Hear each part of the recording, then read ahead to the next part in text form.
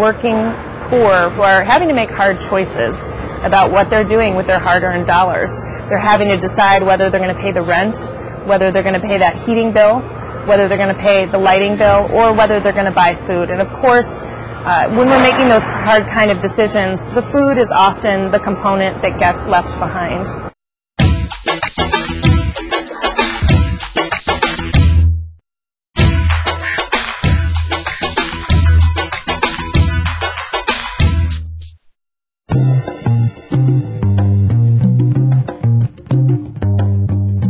Sir Isaac Newton wrote the first comprehensive and accurate theory of gravity. His inspiration was an apple, but he was kind of special. For most people, an apple provides a very different kind of inspiration. In the modern world, an apple is grown, taken to market, and sold to someone who eats it. But how does even a simple apple make it to people who are too poor to buy it, but still need to eat? In the wealthiest nation on earth, tens of millions of people, over a third of them children, go to bed hungry every night. While the problem is certainly prevalent in rural communities, it's equally difficult to fight in urban areas like Chicago, where vast populations and high concentrations of poor make the distribution of sufficient food very difficult. In 1978, a group of volunteers formed a food bank to fight the problem. In 1981, Illinois legislators passed Good Samaritan laws to protect food donors from legal liabilities, and that food bank, the Greater Chicago Food Depository, responded with explosive growth in distribution. Today, the Food Depository distributes more than 40 million pounds of food annually through 600 qualified nonprofit member agencies, such as soup kitchens, food pantries, and shelters.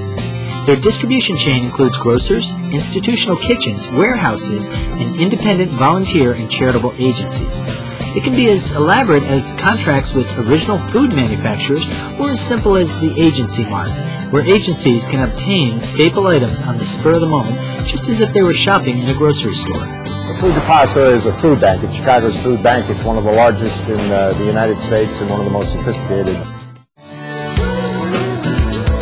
Okay, let's say our humble apple was picked, purchased, and sent to a kitchen, there to be baked into a pie. Now, let's say that the kitchen happened to be in a 4-star Chicago hotel. If our pie wasn't one of the dozens eaten by the hotel customers, it might be thrown away.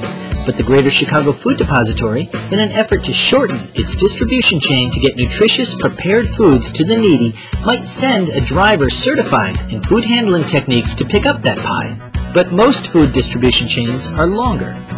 To get that apple from the orchard to a hungry Chicagoan, the Food Depository needed temporary storage. That meant designing and building a massive warehouse and then moving into it from their previous location. 268,000 square feet is the actual operating space. You just can't say, okay, enough is enough.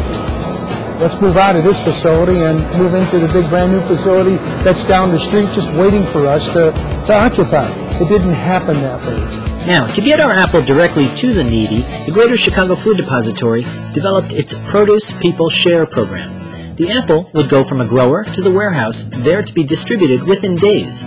Produce People Share puts 6 million pounds of highly nourishing fresh fruits and vegetables into impoverished communities every year. So our apple's in good company. But moving that much produce requires a streamlined distribution chain. This is USDA, and this is all that they order.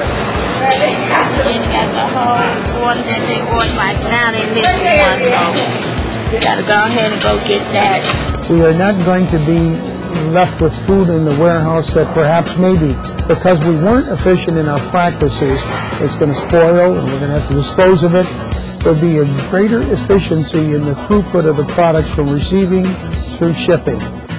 Our apple may have suffered from some cosmetic defect that rendered it unfit for retail sale, but Bob and his team recognized an opportunity to seize quality, nutritious produce and they use just-in-time techniques where demands and supply opportunities sometimes meet in a matter of hours. I'll give you an example. About 2 or 3 days ago, at 6 o'clock in the morning, one of our bigger donors donated pears. Well, we got those pears on the truck. After we examined, looked at it, the pears were in great shape.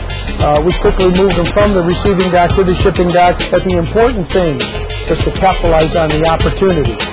Now, in a supply chain or value chain distribution system, The Chicago Food Depository might have gone right to the farm to pick up our apple, say, through a contract for a specific quantity. Yet the Chicago Food Depository gets involved later than that, after someone has bought the apple and either rejected it or failed to use it for some reason. Typically, we're talking 5 days, we're talking 4 days, and sometimes we're talking the truck's on the road and we've got to make a stop or else it's lost. I will tell you one instance where we had a trailer load of potatoes. The potatoes were not going to be accepted by their customer, and they wanted to know if we would take the potatoes, because if we didn't take them, the donor would be looking for a place to destroy the product. So it goes from perhaps maybe 5 days down to hours that we're going to be notified that we have it. That's the dynamics of our business, which is a lot different from the for-profit industry. Given the variety of its programs, the Food Depository employs various strategies to secure food. It may contract donors for fixed quantities or engineer ways to secure rejected or aging food for redistribution before it's destroyed. The Food Depository employs what in the for-profit world would be an intensive distribution strategy to reach as many of Chicago's needy as possible. The Greater Chicago Food Depository serves over 91,000 people every single week, and in the course of a year, it's over 300,000 individuals. Our mission is providing food for hungry people while striving to end hunger in the community. Every day we're working to provide food through our warehouse, and that's certainly a core mission of ours. The other half of our mission is to break that cycle of poverty for so many individuals that rely on food pantries, soup kitchens, and shelters. So how much food moves through the distribution chain of the Greater Chicago Food Depository?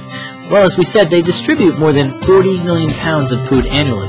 That weighs as much as 2 75-car freight trains full of food, including the cars and locomotives. Or, to think of another way, they could serve the entire population of Boca Raton, Florida, a hot meal every day of the year. The Greater Chicago Food Depository really makes a difference in the lives of tens of thousands of Chicagoans here. The food that we distribute in the course of the year is basically worth about $90 million, okay? And we do that on about a $10 million a year operational budget. The Food Depository is like a wholesaler that moves bulk products to distribution centers and a retailer that puts products directly into consumers' hands. They further blur the lines found in for-profit distribution chains in that they serve as their own market intermediaries, adding value to the very processes that they create.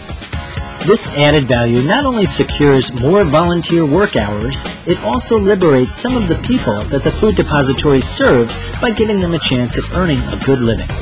The meals that they cook go to programs like Kids Cafe, a partnership with existing after-school children's programs where the Food Depository provides nutritious meals to some of the neediest children in Chicago. It's an after-school feeding program for children. We got 29 of them. And this is a safe haven where kids can go after school to get a full-up meal. It's been a blessing because we, within this community, we see a lot of hunger and a lot of poverty. And not only are we able to serve the kids, but we're able to serve, their parents when they come and pick them up. And these kids, and we test them, they're more successful in school. They'll break the cycle of poverty for themselves.